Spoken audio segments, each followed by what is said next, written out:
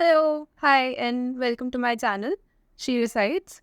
This is the first video of the Actual Science series, and इसमें I will be discussing कि Actual Science होता क्या है, किसको करना चाहिए, Actuaries करते क्या है, what is the realistic compensation that you can expect in the Indian industry, and related topics. So if you are someone who just came across this field and wants to know more, so this video can be helpful for you. So let's get started. Um, सबसे पहले हम discuss करेंगे कि मैं कौन हूँ. My introduction.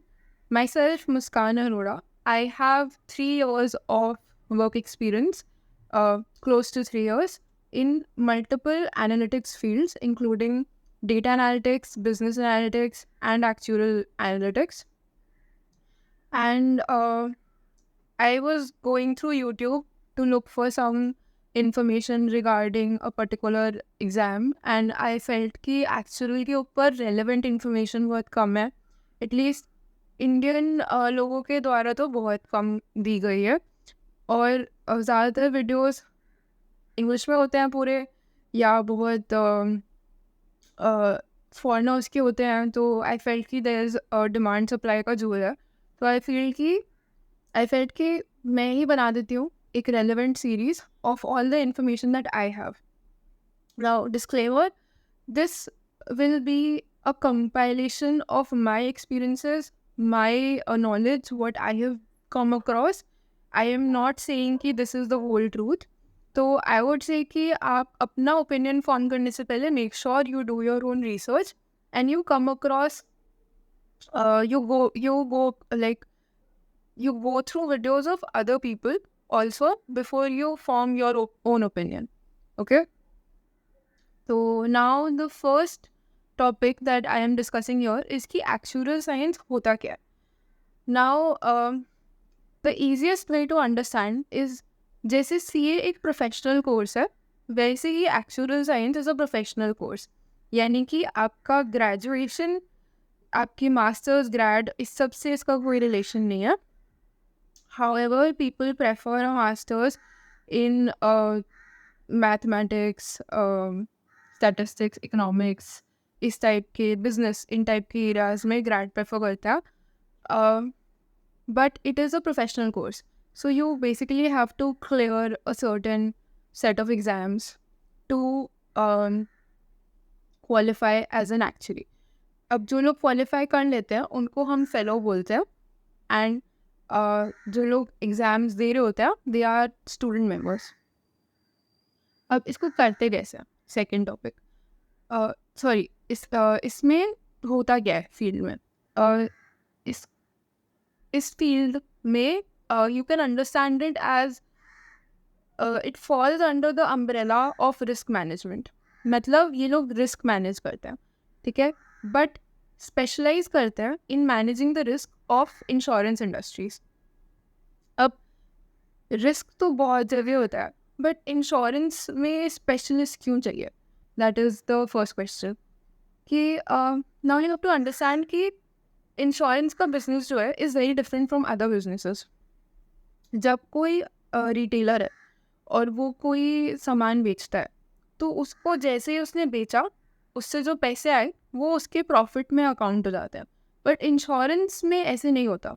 Insurance company जब एक पॉलिसी बेचती है और पैसे अर्न करती है, तो वो पैसा डायरेक्टली प्रॉफिट में अकाउंट नहीं करता है, क्योंकि इंश्योरेंस कंपनी ने एक रिस्क है अपने क्लाइंट का, उसको ट्रांसफ़र करके अपने पास ले लिया.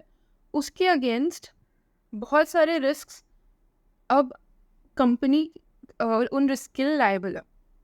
और रिस्क क्या क्या है? पहला कि कंपनी को नहीं पता कितने प्रीमियम्स आएंगे. हो सकता है पॉलिसी खरीदते ही क्लेम हो जाए, तो फ्यूचर प्रीमियम्स आएगी नहीं और कंपनी को लॉस हो गया. कंपनी को नहीं पता क्लेम कब होगा. कंपनी, मतलब बहुत सारे अनसर्टेनिटीज है. तो प्रॉफिट को अकाउंट करने का तरीका बहुत अलग होता है इंश्योरेंस इंडस्ट्री में compare to a normal business जो सामान बेच के प्रॉफिट अर्न करता है. इसलिए इंश्योरेंस के अंदर स्पेशलिस्ट की ज़रूरत होती है जो रिस्क को कैलकुलेट कर दे, मैनेज कर दे, ताकि इंश्योरेंस कंपनी का रेप्यूटेशन ख़राब ना हो, क्लाइंट्स को पॉलिसीज़ बेच सके और क्लाइंट्स को क्लेम होने पे सपोर्ट कर सके, which is the main agenda of an insurance company. तभी रेप्यूटेशन मेंटेन कर पाएगी एंड प्रॉफिटेबली रन कर सके, ताकि अपने एम्प्लॉयज़ को पे कर सके और खुद के लिए प्रॉफिट अर्न कर सके.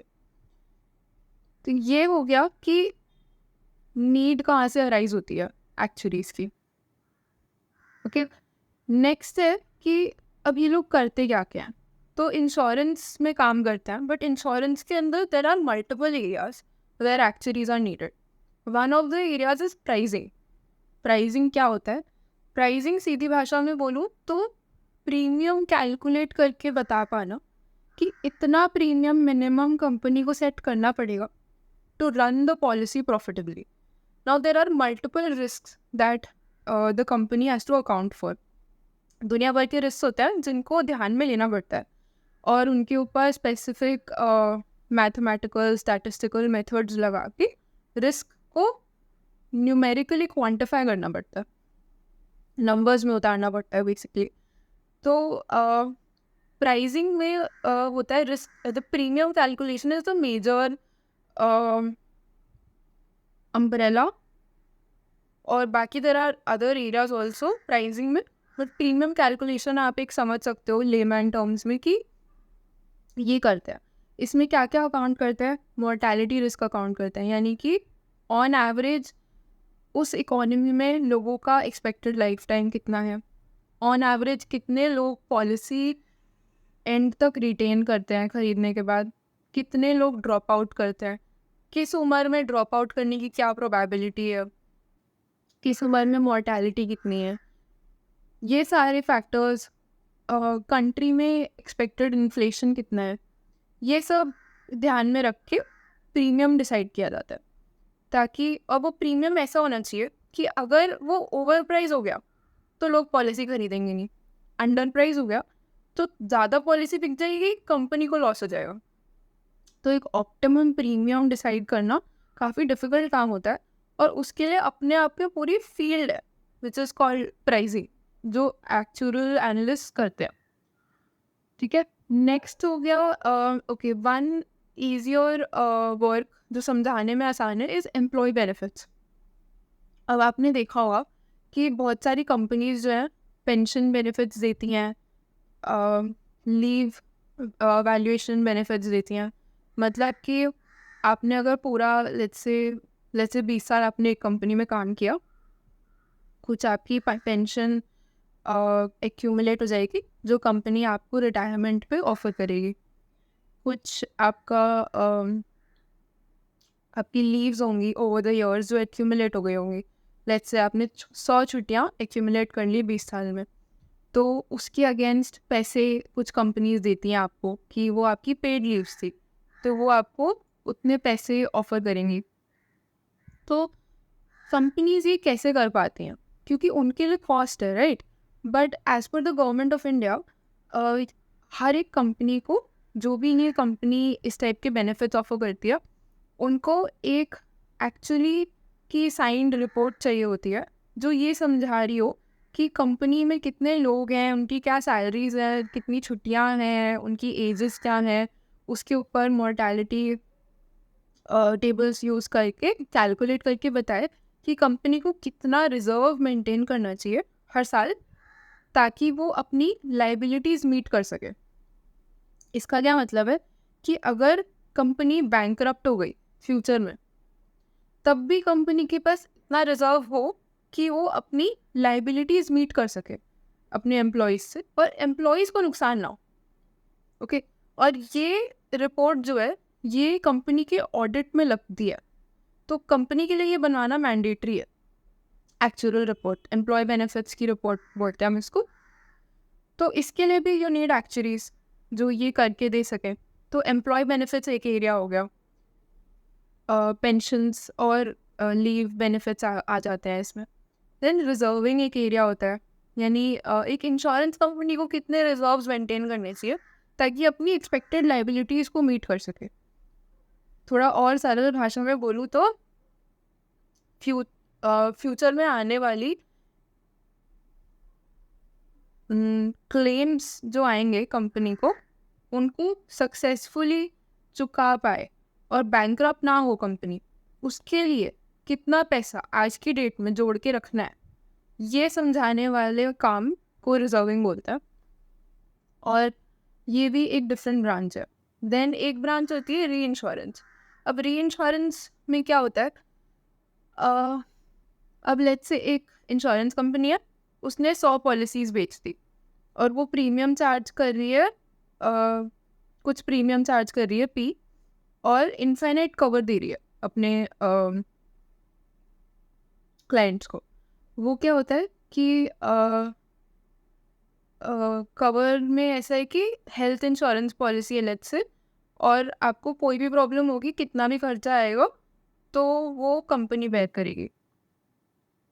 तो उसमें अब कंपनी को लगा है कि उन्होंने ज़्यादा रिस्क ले लिया कंपेयर टू देयर एपेटाइट।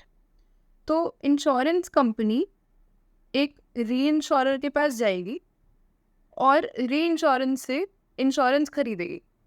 री इंश्योरेंस कंपनी वो होती है जो एक इंश्योरेंस कंपनी को इंश्योरेंस बेचती है।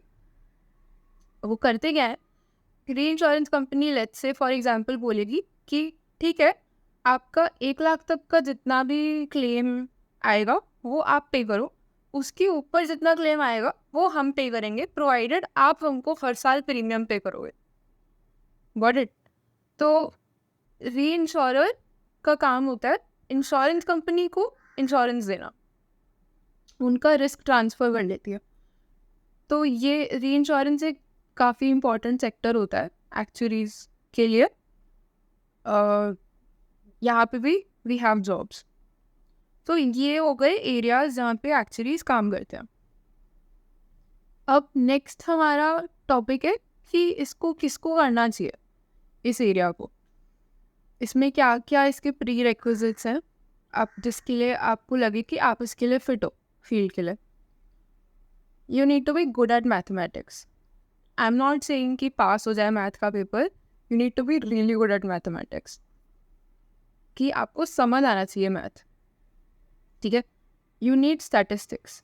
Statistics you can say from medium to advance level statistics, क्योंकि you will need to learn about कि कितने तरह के प्रोबेबिलिटी डिस्ट्रीब्यूशंस होते हैं, कितने टाइप के, you will have to drown yourself in the world of statistics to make sense of this field. Okay, then we have आपको genuine interest होना चाहिए business skills में, which includes basic accounting, basic economics, business economics. Then you need a sound understanding of business communication, because we often have to deal with clients, we often have to talk to people. तो आपको communication skills need to be strong. And ये तो हो गए pre requisites. इसके सिवा एक और इम्पॉर्टेंट चीज़ है जो I feel this is less talked about, but it is very important before you consider this particular occupation, is कि you should have patience. Okay, this is not a career जो आपका 2 साल 3 साल की डिग्री करके 4 साल की डिग्री करके ख़त्म हो जाएगा। ये ख़त्म नहीं होगा, ये मिनिमम 5-6 साल चलेगा, जॉब के साथ चलेगा। And you will have to keep patience and you will have to like, आपको ये मान के चलना है कि मेरा जॉब के साथ ये चलता रहेगा, and you have to keep giving exams. तो डेडिकेटेड होके पढ़ाई कर सकते हो अगर आप with your job for the next 5-6 years, तो ही कंसिडर करना of entering this field. अब एक एडवांटेज इस फील्ड का ये है कि इसमें आपको लाइक एन MBA और like many other fields, you do not need bulk investment. आपको एक बारी में बहुत सारा पैसा नहीं लगाना है in the name of fees, लेकिन इसमें एक कंटिन्यूस फ्लो ऑफ इन्वेस्टमेंट होगा through-out your journey of the profession. जब तक आप पेपर्स दे रहे हो, एक कंटिन्यूस फ्लो ऑफ इन्वेस्टमेंट जाता रहेगा, but it is not going to be like a big lump sum जिसके लिए आपको लोन लेना पड़े। आप अपने काम के साथ साथ इसको कर सकते हो, ये पेमेंट्स निकाल सकते हो। कुछ कंपनीज ऑफर भी करती हैं as part of their compensation. तो उस टर्म्स में मतलब यू कैन स्टार्ट अर्निंग जल्दी कंपेयर टू योर बैचमेट्स। आप ग्रेड करते ही स्टार्ट कर सकते हो। You don't need a master's, you don't need 4 साल की डिग्री। आप 3 साल का ग्रेड करके ग्रेड के साथ you can prep, give exams and you can get started. But you have to keep in mind कि this is going to go on for a long time and you have to be patient with the field. Lastly, ये भी I feel enough बात नहीं करते लोग इसके बारे में, but actually is a pretty boring field. As a field, it does not have much as a interesting stuff to offer. I can say this because I have worked in data analytics, I have worked in business analytics, I have worked in a political company, I have worked in business, retail, B2C, B2B वाला startup. तो I have varied experience and उसके बाद मैं actual में आई हूँ। I feel कि जो काम मैंने डेटा या बिजनेस एनालिटिक्स में किया था वो इससे बहुत ज़्यादा इंटरेस्टिंग था। उसमें मैं बहुत सारी नए टूल्स सीख रही थी। हर बिजनेस प्रॉब्लम पिछले वाले से अलग होती थी। सोचने का तरीका बदलता था, कुछ एकदम नया सोचने को मिलता था। आप जब सॉल्व करते हो एक अलग टाइप का ग्रेटिफिकेशन होता है कि ओ मैंने ये बना दिया, ये डैशबोर्ड बना दिया, ये कर लिया। So there was a lot more, like I was a lot more intellectually stimulating. ये फील्ड भी है intellectually stimulating, but in a very different way. It is not, the work is not very interesting and it is repetitive in nature. अगर आप pricing कर रहे हो तो आप रोज़ जाके सिमिलर काम कर रहे हो। आप मॉडलिंग कर रहे हो तो आपका रोज़ एक जैसा ही काम है। The field does not have much variation to offer, क्योंकि हमें स्पेशलिस्ट की नीड है इस एरिया में। तो वी नीड पीपल जो एक ही काम बहुत अच्छे से लगातार कर सकें। वी डोंट नीड पीपल जिनको बहुत सारा नॉलेज हो, वो बहुत अलग अलग एरियाज़ की। इस एरिया में I feel I have also seen this कि they don't value a lot of different experiences. अगर आप लाइफ में काम कर रहे हो तो आप लाइफ में ही यू कीप कंटिन्यूइंग। अगर आप पेंशन्स में हो तो पेंशन्स में ही कंटिन्यू कर रहे हो। तो there is a lot of repetition in the nature of work. So if you are someone who does not mind this factor about work, who is okay with कि मेरे को चलेगा as long as I'm being paid well, I am fine with doing boring stuff. That is me. I am not being derogatory here. I don't mind boring stuff. ठीक है? I see my work as like calm है. I have to do this. It's not very interesting. It's fine. I don't mind that. But this is something that a lot of people don't know when they enter this field. Now, अगर आप video में इतना आगे आ गए हो और मेरी बकर सुन लिया, तो अब हम बात करते हैं कि बनते कैसे हैं एक्चुअली। ठीक है, जैसे मैं पहले बोल रही थी एग्ज़ाम्स होते हैं। There are a total 13 exams as per the new syllabus. पहले 15 होते थे, अभी 2 पेपर को क्लब कर दिया है, 4 पेपर को क्लब करके 2 बना दिया, तो 13 पेपर्स रह गए हैं। एंड इंडिया में इंडियन स्टूडेंट्स के लिए I would say there are 2 main institutes जहाँ से आप पेपर्स दे सकते हो। पहला है IAI, which is institute of actuaries of India, जो इंडिया का अपना इंस्टीट्यूट है। और दूसरा है UK का इंस्टीट्यूट है, which is institute and faculty of actuaries of UK। Okay, दोनों वेल रिस्पेक्टेड है इंडिया में। एंड किसी भी कंपनी में आपने यहाँ से पेपर दिए हैं तो उसको मान्यता दी जाएगी। अब IAI और IFOA में काफ़ी फ़र्क है, in the sense of the amount of money that you need, the way that the exams are conducted, the kind of dedication that you need towards आपका एज अ मेंबर आपको कितना devoted attention देना पड़ता है to the website, to the society वो अलग है। उसके ऊपर मैं एक सेपरेट वीडियो बनाऊंगी, वरना ये बहुत टू मच इन्फॉर्मेशन हो जाएगा to observe at once. Okay, और फिर ये 13 एग्ज़ाम्स जो होते हैं, ये 13 मतलब ये अलग अलग टॉपिक्स पे होते हैं। कुछ एग्ज़ाम्स सेम टॉपिक पे होते हैं, जैसे मैथमेटिक्स के 2 एग्ज़ाम्स हैं, स्टैटिस्टिक्स के 2 एग्ज़ाम्स हैं, बिजनेस के 3 एग्ज़ाम्स हैं, ऐसे। But I will make a separate video for each exam as I give each exam. मेरे एक्सपीरियंस के हिसाब से I will be making 1 video per exam, what I feel about the exam, आपको अपने career की किस लेवल पे देना चाहिए उसे, और उसमें क्या क्या पढ़ने का मेरे हिसाब से क्या अप्रोच यूज़ कर सकते हो, तो उसके ऊपर एक सेपरेट वीडियो आपको मिल जाएगा। So if you like what you're seeing, so make sure you follow, you subscribe, and you like the video to give me motivation to keep continuing the series. Next चलते हैं salary estimate. इसके ऊपर बहुत हवा है, Indian market में बहुत gas है।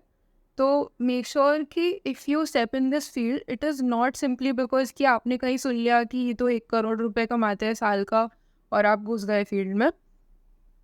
You will end up like losing money and be disheartened. So make sure you get a realistic estimate of the salary जो इंडियन कंपनीज ऑफर करती हैं आज की डेट में। ये एस्टिमेट्स रेलेवेंट हैं as per the 2024 market standard. Okay, as a fresher अगर आप स्टार्ट कर रहे हो, टिपिकली लोग अपनी ग्रेड के साथ 2 से 4 एग्ज़ाम्स क्लियर कर लेते हैं।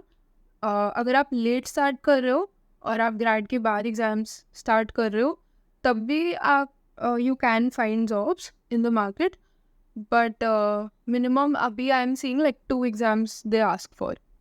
ओके, उस आई विल टेल एग्ज़ाम वाले वीडियो में एक क्यूमुलेटिव वीडियो बनाऊंगी मैं, covering some basics about all 13 exams, exam structure, all of that.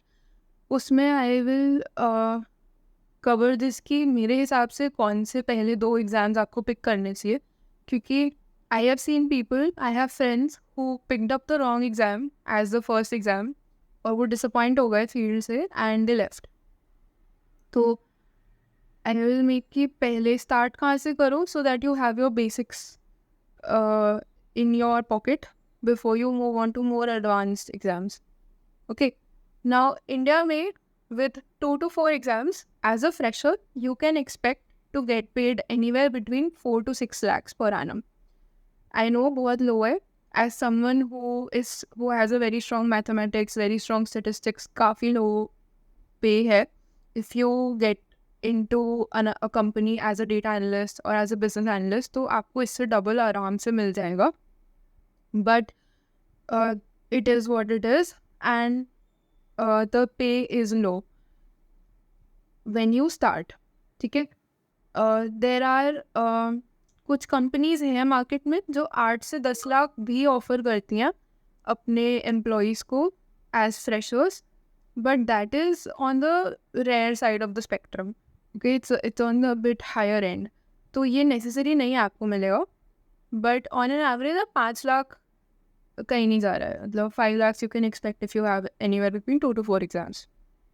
ठीक है, now what makes this field different than other fields in terms of compensation is इस field का increment style अलग होता है। ओके, क्योंकि ये एक प्रोफेशनल कोर्स है, तो ऑब्वियसली आपके एग्ज़ाम्स को वैल्यू किया जाता है। बाकी एरियाज़ में एज अ डेटा एनालिस्ट और as a business analyst you would see कि आपका एनुअल परफॉर्मेंस बेस्ड इंक्रीमेंट्स होते हैं। ठीक है, and typically the increment is anywhere between 5 to 10%, मतलब बहुत अच्छा मिल रहा है तो इतना मिल जाता है, बट 5% ऑन एन एवरेज, 7%, इतना आई have scene. Okay, now this field the increment style is different. We have our annual performance based increments, plus we also have our paper based increments. मतलब उस पर्टिकुलर साल में आपने कितने actual exams clear किए हैं, उसके ऊपर जो मार्केट स्टैंडर्ड है ऑफ पर एग्जाम इंक्रीमेंट का, उतना और आपको मिल जाता है। किसी पेपर के लिए 50,000 होता है, किसी पेपर के लिए 1 लाख होता है, तो वो अलग अलग है. I will make a separate video कि मार्केट स्टैंडर्ड क्या है for per paper, to for you to get an idea of कि कौन से पेपर्स कितना पे ऑफर करते हैं, आप अपनी जर्नी में कितना इंक्रीमेंट एक्सपेक्ट कर सकते हो, उसको कवर करता है. तो because of this dual increment, the this field offers a much higher growth compared to others. तो आप बहुत नीचे से शुरू करते हो, लेकिन आप देखोगे कि आप बहुत जल्दी, आपके जो पियर्स हैं जो थोड़ा हायर पे से स्टार्ट किए थे, आप 2 to 3 years में आप वहाँ पहुँच जाओगे, प्रोवाइडेड कि आप पेपर्स दे रहे हो, कंटिन्यूसली एग्जाम्स क्लियर कर रहे हो, तो you can expect an exponential growth in this industry. ठीक है.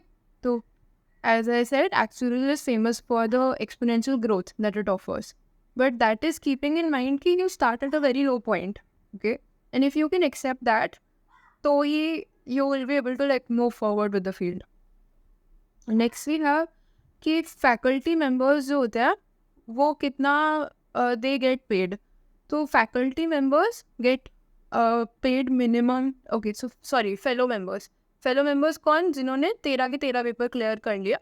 The minimum pay in India for fellow members is 25 lakhs as of today, which is not high. It is very justified. आप इतना मेहनत करके इतने पेपर दे के आ रहे हो तो इतना मिनिमम बनता है.